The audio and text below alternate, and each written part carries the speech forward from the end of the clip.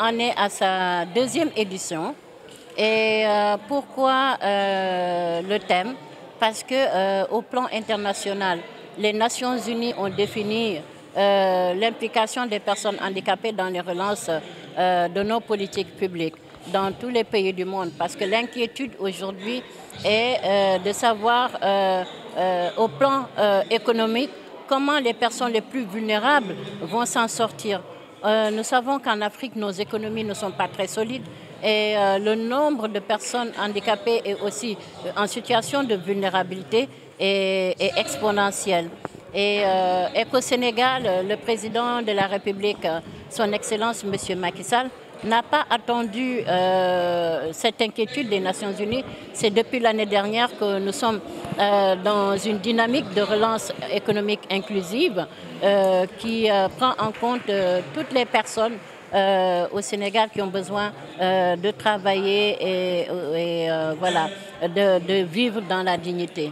Et au niveau de la République aussi, à plus haut niveau, on est dans une dynamique économique communautaire qu'il faut booster, qu'il faut mettre en branle pour pouvoir booster nos économies communautaires, les économies des terroirs.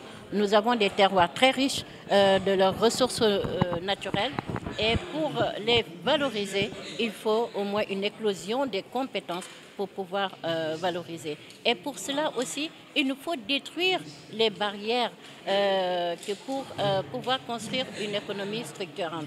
Quelles sont les barrières?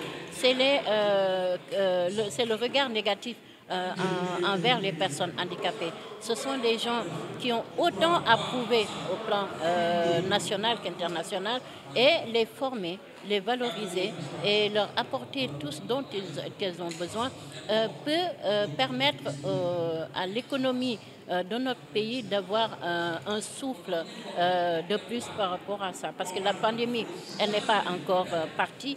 Les Nations Unies ont parlé de post-Covid, mais on n'est pas encore en post-Covid.